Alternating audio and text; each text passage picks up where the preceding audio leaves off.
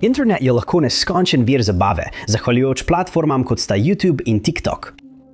Nekateri videoposnetki, ki jih uporabniki naložijo, postanejo viralni v nekaj minutah, vendar nekateri izmed teh posnetkov skrivajo temne zgodbe v ozadju, za katere ve le malo ljudi, dokler resnica ne pride na dan kasneje. Številka 10. Britney Spears je pop glasbena ikona že od izida svojega debitantskega albuma Baby One More Time leta 1999. Od takrat je pridobila ogromno oboževalcev, kljub temu, da se je včasih borila z duševnim zdravjem in nekateri oboževalci so ostali bolj zvesti kot drugi. Leta 2007 je 19-letna Cara Cunningham, rojena kot Christopher Cunningham, to dokazala. Bila je ena izmed najbolj predanih oboževalk Britney, ko je na YouTube naložila video, v katerem je ostro kritizirala medije in javnost zaradi obsojanja pevkinih življenjskih odločitev. V nekaj dneh je video z naslovom Leave Britney Alone postal viralen in obraz Care je postal znan po vsem svetu. V tem času je Spearsova doživljala resno duševno krizo, ki je bila močno izpostavljena v medijih, zaradi česar je veliko ljudi kritiziralo njeno vedenje, ne da bi zares razumeli, kaj se dogaja. Takrat se je Spearsova spopadala z izgubo svoje tete, Sandre Covington, s katero sta bili zelo povezani. Kasneje je izjavila, da je smrt povzročila ogromno žalosti in je bila povod za njen zlom. Da bi se spopadla z žalostjo, je začela uporabljati prepovedane droge in ko je ugotovila, da potrebuje pomoč, se je Spearsova sama prijavila v rehabilitacijski center. Ker so njene težave mediji razglašali po vsem svetu, se je morala spopadati tudi z nenehnim nadlegovanjem paparacev, pritisk pa je začel puščati posledice.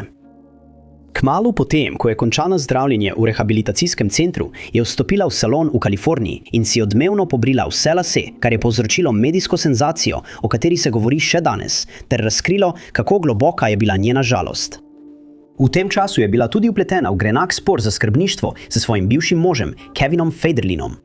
In, da bi bilo še huje, je na koncu izgubila skrbništvo nad svojima dvema sinovoma, kar je še dodatno poslabšalo njeno duševno zdravje. Med enim od incidentov je z dežnikom udarila avtomobil paparaca in kasneje je to označila kot enega svojih najnižjih trenutkov. Kljub vsemu temu je še naprej pisala glasbo in izdala svoj album Blackout, ki ga mnogi oboževalci pop glasbe štejejo za tako imenovano pop biblijo. Kot se pogosto zgodi, so mnogi ljudje še naprej kritizirali Spearsovo, kar je pripeljalo do Karine odločitve, da posname in objavi svoj video na YouTubu. Na posnetku jo lahko vidimo, kako joka in pravi, da se mora javnost zavedati, da je Britney človeško bitje, ne le slavna oseba, ki jo je treba zasmehovati. Med enim posebej čustvenim trenutkom v videu pojasni, skozi kaj gre Spearsova in trdi, da njeni oboževalci od pevke želijo vedno več, hkrati pa kritizirajo njene življenjske odločitve. Nato je večkrat kričala v kamero, naj jo javnost pusti pri miru, kar je postalo tudi naslov videa. Cara je nato izjavila, da bo moral vsak, ki ima težave s Spearsovo, opraviti z njo. Večina ljudi je video ocenila kot sramoten ali pretirano dramatičen, vendar se je na spletu pojavilo več objav, v katerih so avtorji priznali, da so se motili, ko so kritizirali pevko, in da je morda imela Cara ves čas prav. Video je v samo 24 urah dosegel kar 2 milijona ogledov. Cara pa je bila celo povabljena v nekaj televizijskih oddaj v ZDA. Šteje se za enega prvih viralnih videov sploh. Od takrat pa Cara še naprej širi svoje sporočilo. Ne dovolite, da vas hejteri potrejo. Številka 9. S potapljanjem z avtonomno opremo se ukvarjajo milijoni ljudje po vsem svetu in velja za sproščujoč ter zelo poučen hobi, med katerim potapljači vidijo eksotične ribe, nenavadna morska bitja, nekateri pa celo ujamejo kaj za večerjo. 57-letni Michael Packer, potapljač iz Cape Coda v Massachusettsu, je prav to storil nekega dne leta 2021, ko se je odločil potapljati v iskanju jastogov. A do konca tistega dne ni mogel verjeti, da je iz vode prišel živ. Michael se je rodil v New Jerseyju, vendar se je z materjo preselil na Cape Cod, ko je bil še mlad. Tam je zelo vzljubil ribolov in potapljanje z jeklenko. Kadar mu je uspelo ujeti nekaj jastogov, jih je prodal komercialnim strankam, včasih pa je nekaj obdržal za prijatelja in družino, da so lahko uživali v njih. Večinoma je Michael živel mirno življenje ob oceanu. Toda leta 2021 je preživel prvo od 2 pretresljivih preizkušenj, ki bi mu zlahka lahko vzeli življenje. Med incidentom leta 2021 je bil na letalu s 5 drugimi osebami, ki je letelo iz San Joseja v Puerto Jiménez, ko so se pojavile težave z motorjem. Letalo je strmoglavilo na oddaljeno območje in reševalci so potrebovali več ur, da so jih dosegli. Utrpel je nekaj poškodb obraza in okončin, vendar se je po nekaj tednih zdravljenja v bolnišnici popolnoma okreval. Svoji družini je povedal, da ne more verjeti, da je iz nesreče odšel živ, ter da če reševalci ne bi prispeli pravočasno, verjetno ne bi prišel domov živ. Spomnil se je, kako je pri 15 letih njegova ribiška ladja začela odplavati proti morju. Odločil se je zaplavati za njo in zaradi slabe vidljivosti hitro izgubil orientacijo. Na koncu so ga našli, a je imel srečo, da je ostal živ. To je bilo prvo izmed njegovih strašljivih srečanj. Zadnje pa se je zgodilo leta 2021, ko je potapljal za jastogi, kot je to običajno počel. Ko je skočil v vodo pri Cape Codu, je začel plavati po morskem dnu in zbirati jastoge, a potem se je zgodilo nekaj nepredstavljivega. Sprva Michael sploh ni vedel, kaj se dogaja, saj ga je nenadoma zajela tema in začutil je, da ga nekaj potiska od zadaj. Takrat je spoznal, da je pristal v ustih grbavega kita in začutil je, kako ga stiska z mišicami v svojih ustih. Bil je prepričan, da ne bo nikoli prišel ven živ in naslednjih pol minute ali nekaj takega sploh ni vedel, kaj naj naredi, da bi se rešil. Na srečo, kit ni imel namena poškodovati Michaela in je odprl usta, medtem ko je z glavo mahal levo in desno. To je povzročilo, da je Michael padel ven, njegov prijatelj Josiah Mayo, ki je bil priča celotnemu dogodku, pa je obvestil oblasti. Michaelov intervju z vodilnim avstralskim televizijskim programom je hitro postal viralen, vendar je bilo veliko ljudi skeptičnih glede njegovih trditev, dokler priče niso potrdile njegove zgodbe. Veliko ljudi je menilo, da bi bil hudo poškodovan, če bi ga res pogoltnil kit. Toda Michael je hitro pojasnil, da je kitovo grlo premajhno, da bi pogoltnilo človeka, in je razjasnil, da je bil ujet le v njegovih ustih, ne v želodcu. Michael je dogodek sprejel mirno in danes še naprej lovi jastoge, saj noče dovoliti, da bi ga ta izkušnja odvrnila od tega, kar ima rad. Številka 8. Večina izmed nas je sanjala o tem, da bi našli veliko vsoto denarja ali naleteli na bankomat, ki bi začel izdajati ogromne količine gotovine. Čeprav je to lepa misel, se ne zaveda vsak, da bi jih lahko obdržanje tega denarja spravilo v velike težave, kot to dokazuje primer 39-letne ženske po imenu Senja Filipo. Incident se je zgodil januarja 2024, ko se je 78-letni upokojeni elektroinženir Andrew Chase Sidbong odločil, da želi svoje življenjske prihranke prenesti s svojega računa pri Barclays Bank v Združenem kraljestvu na svoj račun pri Westpac v Aucklandu na Novi Zelandiji. Na žalost je Andrej uporabljal zastarel računalnik za zatikajočo tipkovnico in med vnašanjem nove številke bančnega računa ni vpisal ene izmed številk. Še bolj nesrečno pa je bilo, da je napačna številka pripadala Senji, zato je bil denar nakazan na njen račun. V začudenje nje in njenega moža Aleksandra sta ugotovila, da je bilo na njen račun nakazanih skupno $158,000 in odločila sta se, da jih obdržita. Kasneje sta trdila, da sta verjela, da je denar dobitek iz njunega spletnega igranja na srečo, a sta tudi priznala, da se nikoli nista potrudila potrditi svoje teorije. Verjela sta, da je to bil blagoslov od Boga, vendar sta v tednih, ki so sledili, kmalu ugotovila, da je to pravzaprav nasprotje blagoslova. Sodnik je kasneje izjavil, da tej različici dogodkov ne verjame, zaradi tega, kar je par storil na to. Hitro sta večino denarja prenesla na druge bančne račune, nato pa sta začela zapravljati. Poslala sta $20,000 svojim družinam na samo, plačala nekaj svojih računov in nato kupila popolnoma novo vozilo, potem ko sta poplačala preostanek dolga za svoj obstoječi avto. Ko je resnična različica dogodkov prišla na dan, sta Senja in Aleksander trdila, da njuni imeni ne bi smeli biti javno objavljeni, saj bi jo lahko njuna cerkev ali skupnost osramotila. Vendar se sodnik, ki je vodil zadevo, s tem ni strinjal, saj je bilo dejanje obravnavano kot srednje hudo do hudo kaznivo dejanje. Zato ni odobril odredbe o prepovedi razkritja identitete. Andrej je prav tako zahteval, da se njuna imena razkrijejo, saj je bil prepričan, da je par zelo dobro vedel, da denar ni bil njun. Poudaril je dejstvo, da bi Senja vedela, da je bil polog opravljen z bančnega računa Barclays in ne spletne stavnice.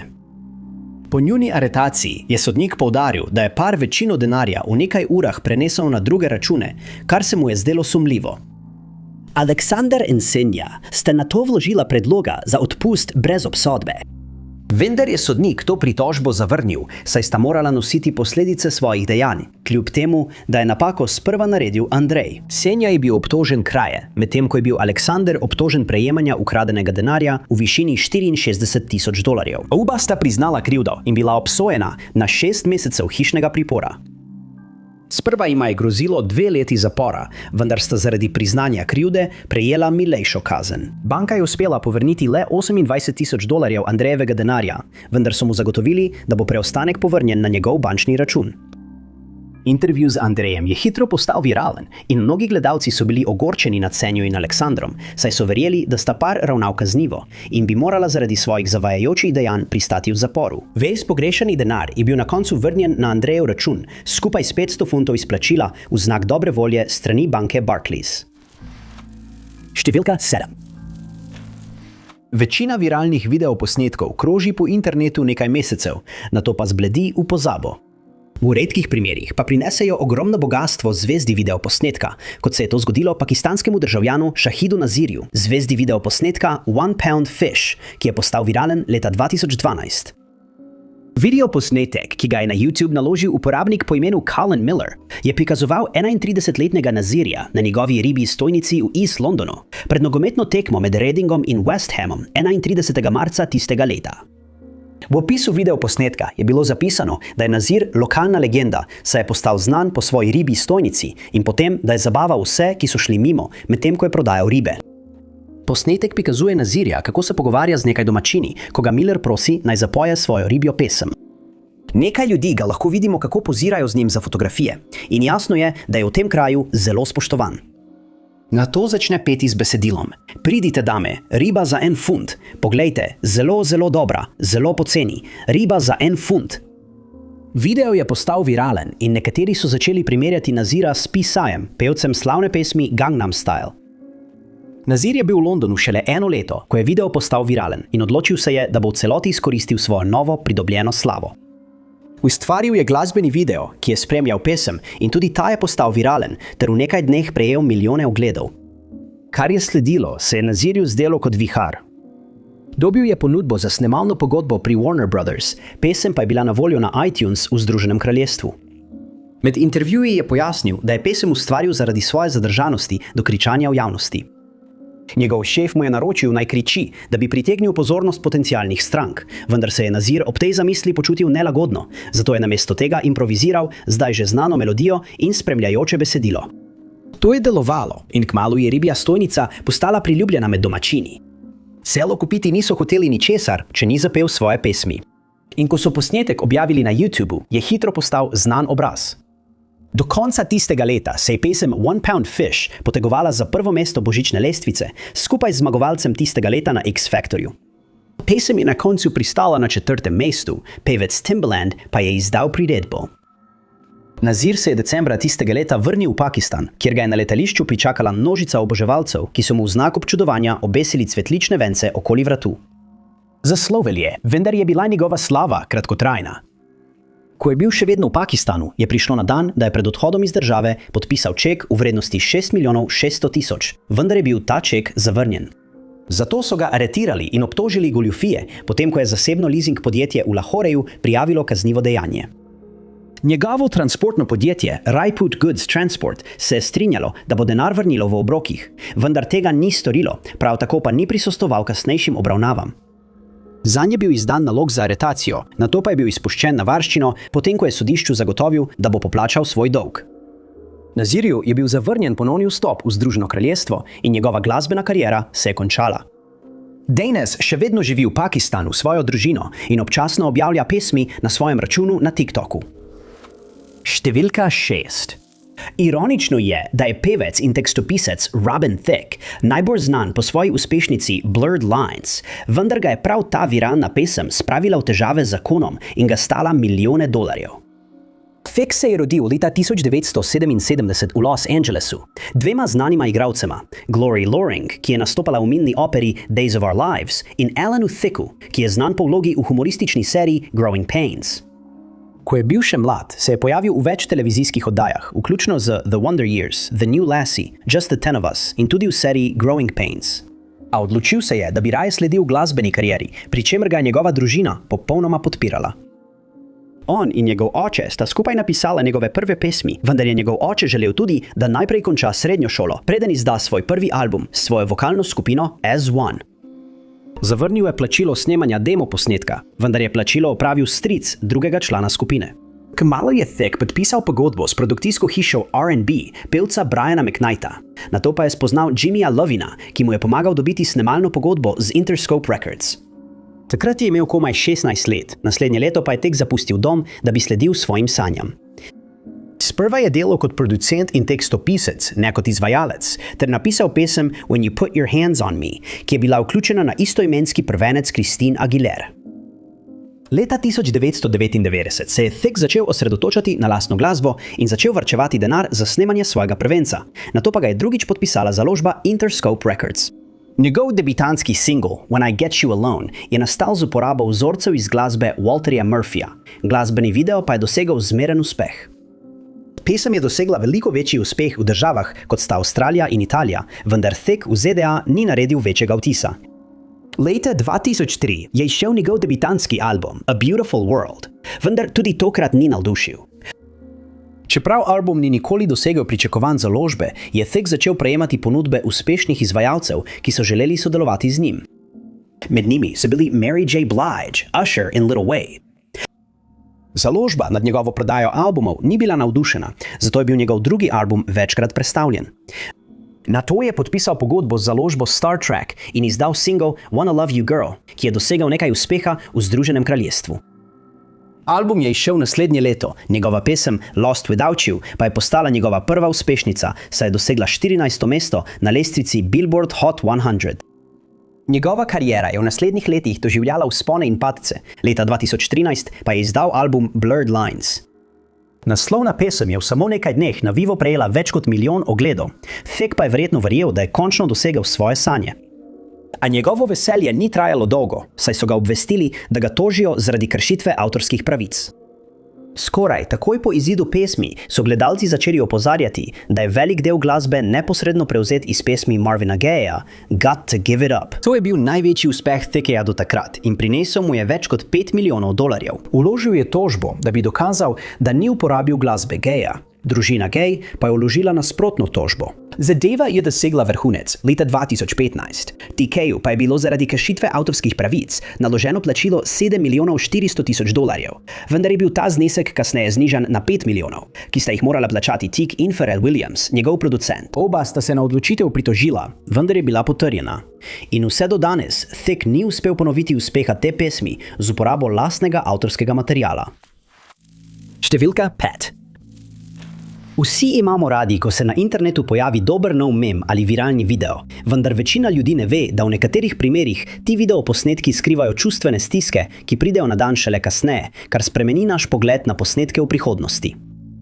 TikTok je verjetno eden največjih virov tovrstnih vsebin, saj uporabniki radi remiksajo videoposnetke, ki jih objavijo drugi, v upanju, da bodo pridobili več ogledov in morda za kratek čas postali znane internetne zvezde.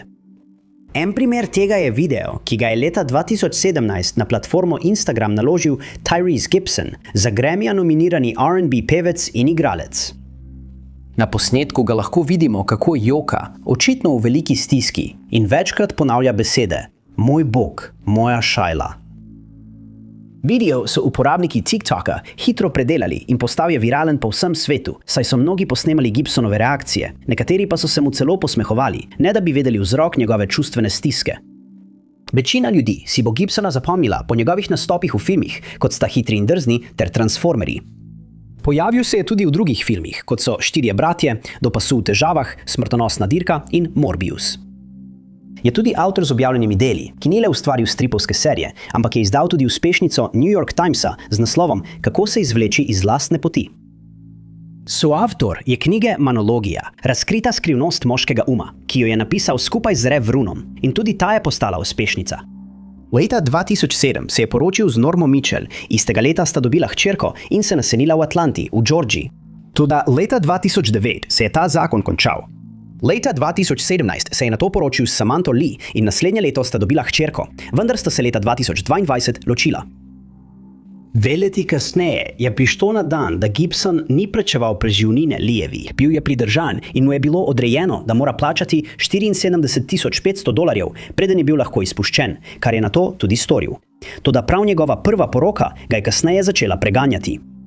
Ko je bila njegova hči iz tega zakona stara 10 let, je Williams vložil zahtevo za izključno skrbništvo, potem ko je obtožila Gibsona, da je svojo hčerko porinil na tla. Gibson že zanika obtožbe in nato posnel zdaj že zloglasni video, ki ga je naložil na svoj Instagram račun. Na njem je bilo videti, kako nosi majico z napisom Shayla Rocks na sprednji strani.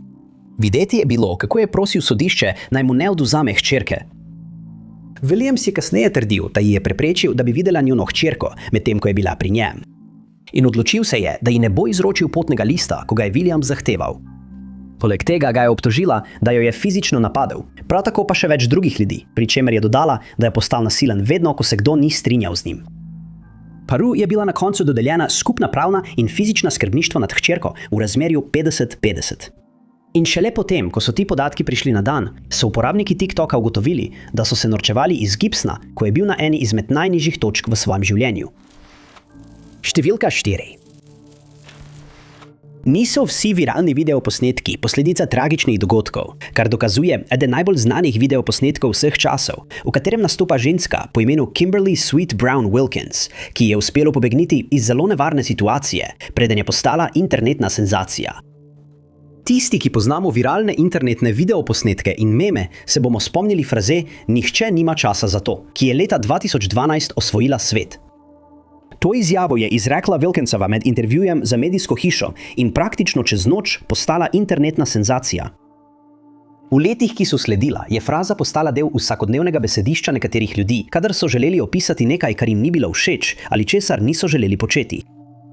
Na ta video se še danes redno sklicujejo in bil je uporabljen v nešteto drugih videoposnetkih, ki so naloženi na platforme kot sta TikTok in YouTube.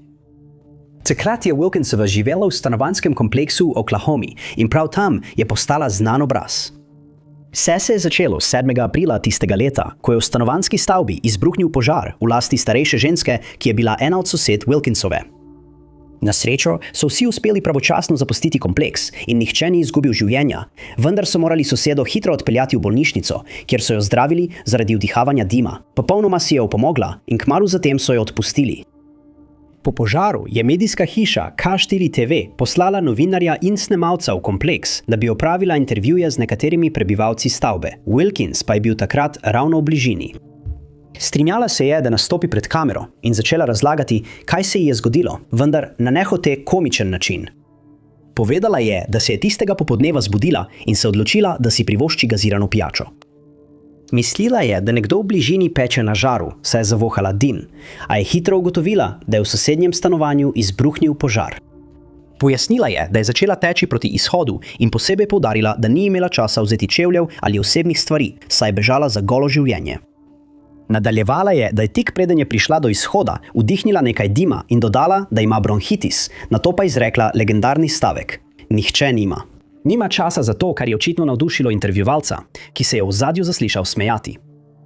Takoj, ko je bil posnetek na voljo javnosti, so ga uporabniki družbenih omrežij začeli uporabljati v svojih videih, z velikim učinkom.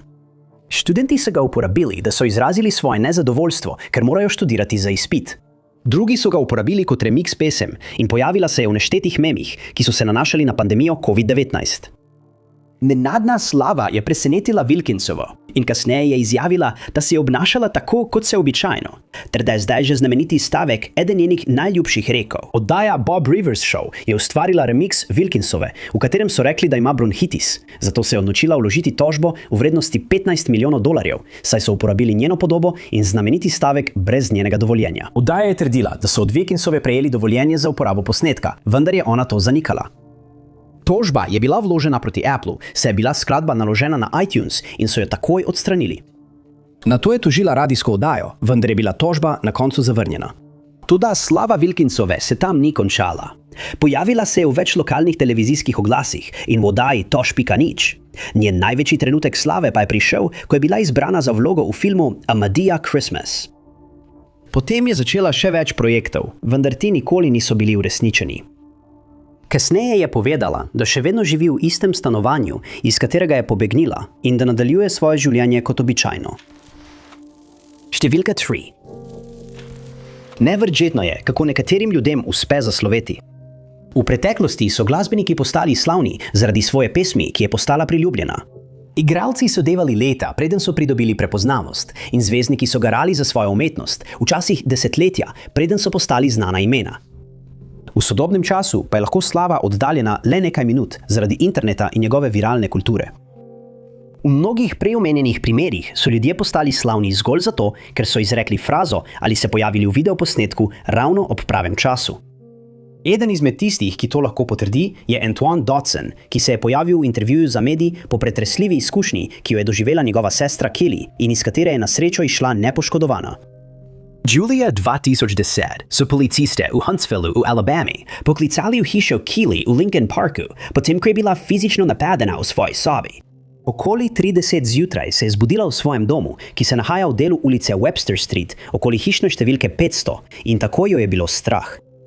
V šoku je ugotovila, da je nekdo v posteli z njo in tako je začela kričati na ves glas, v upanju, da bo moški pobegnil. Njen brat Antoine je slišal hrup in takoj pritekel na kraj dogodka in to, kar je našel, ko je vstopil v sobo, ga je pustilo v šoku. Kasneje je pojasnil, da je videl moškega v Kellyjini posteli in ugotovil, da ima roke okoli njenega vratu. Stekel je do postelje in potegnil moškega z nje, na kar je napadalec pobegnil v temo. Ko je policija prispela, je na kraju našla moško srajco in več njegovih prstnih odtisov. Brat in sestra sta izjavila, da moškega še nikoli prej nista videla in čeprav Kelly ni bila fizično poškodovana, jo je napad močno travmatiziral. Vendar nihče ni mogel pričakovati, kaj se bo zgodilo naslednje. Antoine je bil intervjuvan strani lokalne medijske hiše WAF TV. In njegova opozorila okoliški skupnosti ter napadalcu so hitro postala viralna. Izjavil je, da naj ljudje skrijejo svoje otroke in žene, saj je v okolici napadalec, posnetek pa je postal viralen. Kelly je bila prav tako intervjuvana in izjavila je, da je moški uspel priti v njeno sobo, potem ko se je povzpel skozi njeno okno. Odpisala ga je kot nekega bedaka iz blokovskega naselja, vendar Anton ni bil tako brezbrižen glede incidenta. Po intervjuju so posnetek uporabili bratje Gregory iz YouTube kanala Autotune the News, da so ustvarili pesem z naslovom Bad Intruder. Postal je takojšnja senzacija, Anton pa je začel prodajati majice s svojo slavno frazo "Skrite svoje otroke" natisnjeno na sprednji strani. Pesem je dosegla 3. mesto na lestvici R&B & Soul ter postala ena izmed 25 najboljših pesmi na iTunes za en teden. Bratje Gregory so se odločili, da bodo dobiček od pesmi razdelili z Dodsonom, ki je izjavil, da bo denar uporabil za selitev svoje družine v boljšo sosesko. Pesem je še danes prisotna na internetu, vendar je veliko ljudi izrazilo svoje neodobravanje, saj menijo, da se norčuje iz dejstva, da je bila Kelly napadena v svojem domu, kar je nekaj, česar ne bi smel doživeti nihče. Številka 2. Rocky Lockridge je postal slaven, ko je februarja 1984 postal prvi boksar, ki je premagal Rogerja Mayweatherja. Rožen je bil kot Ricky Lockridge in svojo boksarsko kariero začel v Tacomi v Washingtonu, svojem domačem mestu. S športom se je prvič srečal v klubu Tacoma Boys Club in kmalu zatem postal državni AAU prvak v bantamski kategoriji. Dosegel je tudi drugo mesto v nacionalni Golden Gloves bantamski kategoriji in se uvrstil v četrtfinale svetovnega amaterskega boksarskega prvenstva, ki je potekalo leta 1978. Po uspehu se je preselil v Patterson v New Jerseyju, kjer je začel svojo kariero profesionalnega boksarja. Avgusta istega leta je prvič nastopil kot profesionalec in premagal Tonyja Reida s tehničnim nokautom. NATO je osvojil naslov državnega prvaka New Jerseyja v peresni kategoriji in naslov prvaka ZDA v peresni kategoriji. Prvi poraz je doživel 4. oktobra 1980, ko ga je premagal Eusebio Bedrosa. Vendar to ni zmanjšalo njegove ljubezni do športa. 26. februarja 1984 se je boril v svojem najbolj nepozabnem dvoboju proti Rogerju Mayweatherju, stricu boksarske legende Floyda Mayweatherja.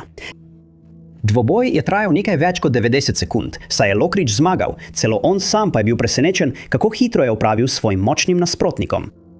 Naslednje leto je izgubil svoj naslov proti Winfredu Gomezu, vendar je nato imel uspešno kariero in se upokojil z izkupičkom 44 zmag in 9 porazov, vključno s 36 zmagami z nokautom. Po upokojitvi se je svojo družino preselil nazaj v Tacoma, vendar je njegovo življenje nato ubralo nesrečno pot. On in njegova žena Caroline sta se razšla po finančnih težavah in zaradi njegove uporabe prepovedanih substanc. Nato je poskušal se vrniti, vendar je izgubil obe naslednji borbi in postalo je jasno, da so njegovi boksarski dnevi za njim. Leta 1992 se je preselil v Camden v New Jerseyju, kjer je našel delo kot čistilec in slikopleskar pri proizvajalcu sodov. Nato se je zašel v kriminal in bil obsojen na 5 let pogojne kazni, potem ko je bil obtožen vloma. Kasneje je bil ponovno aretiran zaradi vloma in je preživel 27 mesecev v zaporu. Po izpustitvi se je težko preživljal in postal brezdomec. Leta 2006 je doživel možgansko kap in ko je njegova družina ugotovila, da potrebuje pomoč, so ga povabili, da nastopi v televizijski oddaji Intervention na A&E. Tukaj je Lockridge ponovno postal slaven. V posnetku, ki je hitro postal viralen, njegov sin razloži, da ga ima še vedno rad, kljub vsemu, kar sta prestala skozi leta, saj je še vedno njegov oče. To je pri Lockridgeu povzročilo zelo čustven odziv, saj je ob novici, da ga njegova družina še vedno sprejema, začel nebrzdano jokati. Praktično čez noč je bil posnetek spremenjen v mem, ki se je po internetu razširil pod naslovom Best Cry Ever.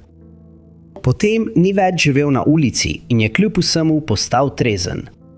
Umrl je 7. februarja 2019 v starosti 60 let. Njegov čustveni odziv pa je še danes tema pogovorov, saj so ljudje kasneje ugotovili, zakaj je jokal v oddaji in da je bila zgodba Lockridgea več kot le internetni mem. Številka 1. Kadarkoli se v sproščenem pogovoru omenja viralne internetne videoposnetke, bo nekdo zagotovo omenil Numagai. Ta video je bil eden prvih, ki je postal viralen, zato se je ljudem vtisnil v spomin za desetletja. Moški, o katerem govorimo, se imenuje Gary Brolsma, ki si leta 2004 nikoli ne bi mislil, da ga bo njegova improvizirana predstava pred spletno kamero čez noč naredila za senzacijo in da bo to negativno vplivalo na njegovo življenje. Na tisti dan se je Gary odločil, da se bo posnel, kako pleše in premika ustnice ob romunski pesmi z naslovom Dragostea din Tei. Video je poimenoval Numa in ga 6. decembra 2004 naložil na spletno stran s flash animacijami in igrami newgrounds.com. V nekaj dneh je posnetek dosegel kar 2 milijona ogledov, ljudje pa so komentirali, da so uživali v njegovih sproščenih plesnih gibih, široko odprtih očeh in pretirani sinhronizaciji ustnic. Povsem nepričakovano je Brolsma postal internetna zvezda, vendar ni bil pripravljen na to, kar je sledilo. Kontaktirala ga je ameriška televizijska oddaja Good Morning America, posnetek pa so predvajali tako na CNN-u kot na VH1. Medtem ko bi nekateri ljudje uživali v vsej tej pozornosti, je to za Brolsmo predstavljalo velik šok in kmalu je začelo vplivati na njegovo vsakdanje življenje. Medtem ko je živel v New Jerseyju, je postal nekakšen samotarec in ga je bilo redko videti zunaj. Kasneje je izjavil, da je večino časa potrto posedal doma in se ni mogel spoprijeti s tem, da so ga prepoznali takoj, ko je stopil ven. Ko je le zbral pogum, da je šel ven, so ga obkrožili ljudje, ki so ga prosili za avtogram in posnemali njegove plesne gibe iz posnetka. Pozornost je postala prevelika, zato se je odločil, da bo ostal v hiši, kolikor dolgo bo lahko. Medtem so ga še vedno zasipali s poročili medijskih hiš, ki so ga želele intervjuvati, vendar ni odgovoril na nobeno izmed njihovih prošenj. Kmalu je njegova družina začela skrbeti za njegovo duševno zdravje, saj se je njegova osebnost začela spreminjati. Že tako se je spopadal s težavami, a ko so ga ljudje okoli njega začeli spraševati, zakaj je tako depresiven, je postala situacija še bolj neznosna. Njegova družina je naredila vse, kar je lahko, da bi mu pomagala, vendar se je umaknil v svoj svet in je svoj dom zapuščal le zato, da je delal izmene v lokalni trgovini Staples. Tudi njegovi sodelavci so opazili, da je postal tih in vase zaprt, vendar niso vedeli, kako bi mu lahko pomagali. Sčasoma je posnetek postal manj priljubljen in Brolsma se je lahko vrnil v svojo običajno rutino. V naslednjih letih je privolil nekaj intervjujev in pojasnil, da si nikoli ni predstavljal, da bo posnetek tako priljubljen, zato ga je nenadna slava presenetila. Danes dela na področju oblikovanja in informatike, pod svojim imenom pa je ustvaril tudi nekaj elektronskih pesmi. Najlepša hvala, da ste gledali. Če vam je bil ta video všeč, pritisnite gumb Všeč mi je. Ne pozabite se naročiti in klikniti zvonček za obvestila, da boste na tekočem z vsemi našimi prihodnjimi objavami. Moje ime je Top 5 Unknowns in se vidimo v naslednjem videu.